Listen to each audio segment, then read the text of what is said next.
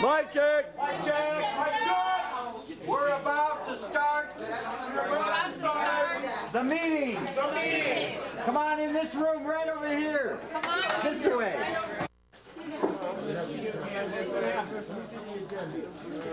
Gotta listen. If you're talking, you can't hear. Hold your lips if you can't keep them still by themselves. Put your finger on it. I'd like to welcome everyone to the Audacity of Hope Foundation. We are in Glenville's neighborhood, Ward 9. We are here to focus on helping those people that have been disenfranchised in the many and various ways. We would like to invite some of you to speak tonight, but not too long, okay? Don't do it too long, because we want everybody to get a little piece of whatever this action is that's going on in here. And it's about all of us, if it's about any of us. We have been in this neighborhood in Glenville. They fought through a riot and destruction of businesses and homes and lives in the 60s. This building was a part of that struggle. We are standing still here when many buildings left here. They took pictures of the riots and the marches from the top of this building because if you notice, it's the tallest one around. Even the little ones next door are 3 stories, but they're not as tall as this one. So this is a historic place that you're in. It is also the home of the oldest African-American owned liquor permit in the county.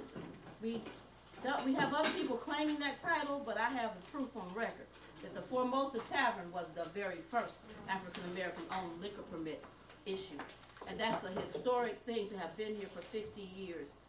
And we like to honor the fact that we don't keep many businesses in our disenfranchised people for 50 years. They don't pass on to our next levels, our next generations. So because of that, we are disenfranchised of our businesses also. So we have to stop that. And this Occupy the Hood movement is here to help us do that. And with my saying that, I'd like to give the floor to the 2 Occupy the Hood leaders, Natalie and I can't remember. Janice. Her name does not come easy to me. Janice. And besides, I want y'all to tell us, we stand on the shoulders of some elders that were very strong in this kind of movement. Malcolm X and Martin Luther King. Natalie and Janice, it's your floor. By the way, don't forget that the movement must be funded somehow, some way, in various ways. Little bits help. So if you could, donate something to the movement, to this Occupy the Hood. Put it in the fishbowl so we can all see where we need to be. Right on. That was good.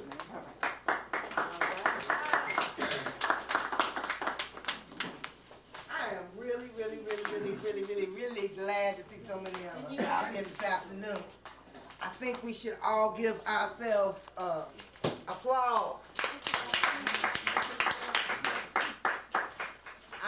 Can you tell me who you are? I'm Natalie Fitton.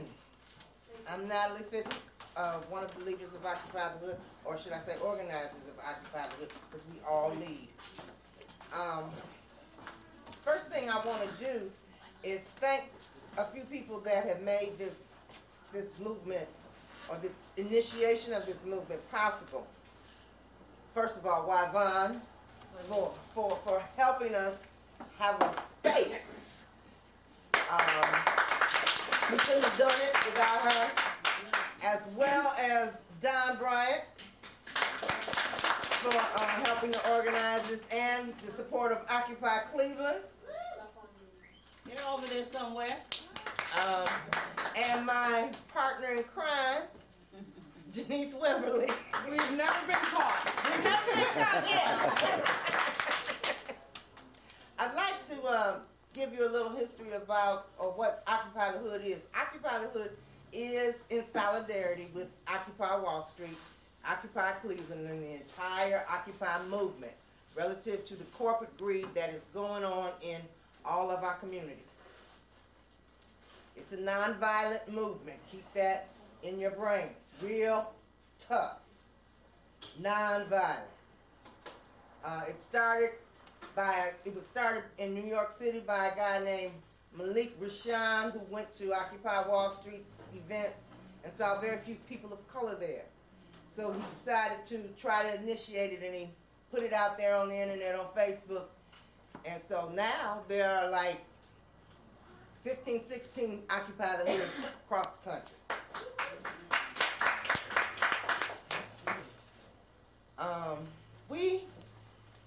The focus on Occupy the Hood is really on the issues and concerns in the communities of people of color.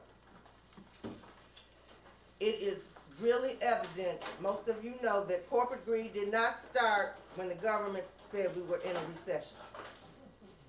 Corporate greed started with slavery.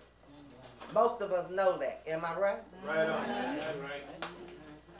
And most of us have been suffering and struggling, and our ancestors suffered and struggled before us with the issues of inequalities, social injustice, racism, discrimination. And we have to pick up ourselves and quit just letting things sit.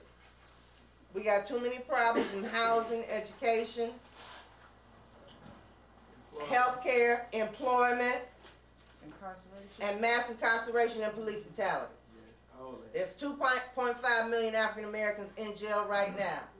And most of them that are there for nonviolent crimes. And we have too many political prisoners sitting up in there. We have to fight for those type of things. Education must be addressed. And I'm talking education from our K through 12 schools, in our public school systems. In Cleveland alone, they're getting ready to cut $13.2 million out of their budget. They're going to stop textbooks. They're going to stop transportation. They're going to stop cleaning the schools. They're going to stop preschool. Boy. They We don't gotta stop fight. teaching cursive writing. All you're gonna learn how to do is print. We got to stop those type of things. We got to pull together. We got to put our differences aside, come together, mobilize, and work together to build ourselves, our communities, so that they will be better for ourselves, our children, our grandchildren, and generations to come. We can't keep sitting back doing nothing. Right on. So Cleveland, brothers and sisters, I ask you, what you gonna do? Occupy. Are you gonna sit there and continue to be disenfranchised? Fight. Stand up and fight. Fight. Or do we want to occupy? We are the 99%. Yes. Power to the people. Occupy the hood in Cleveland. Occupy Cleveland. Occupy the hood for the greater good. Get right on. I want to thank you, and we will be addressing some of these issues as soon as everybody gets through speaking, because we do want to hear your questions and feedback. I'm going to let you hear from Janice Wimberly, and then we want to hear from Occupy Cleveland, so they can let us know what's going on from their standpoint. Come on, Janice. All right, Janice, yay! Come in. I am really pleased to see the turnout that we had today. And I want everybody to understand that this is a first step in civil disobedience. This is not the last. This is not even the first overall. Civil disobedience is probably one of the oldest ways we have of protesting. That's right. And you think back to Thoreau. He was all for civil disobedience. He allowed himself to be arrested. But I'm going to go back even further on you. I'm going to say one of the first people who practiced civil disobedience was Jesus. Amen. Because what did he tell? He said, "Do not think that I came to bring peace, but I come with a sword. I come with the sword of my mouth, and I will make war against you." That means he's going to speak the truth, and he is going to use that truth to get what he wants. And that's what we have to do. We have to speak the truth.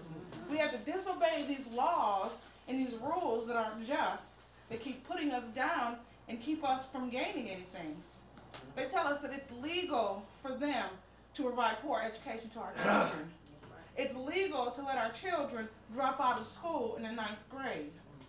It's legal for them not to provide us with medical coverage. It's legal that African Americans die on average 10 years before white people. This is all legal. Yes. But is it right?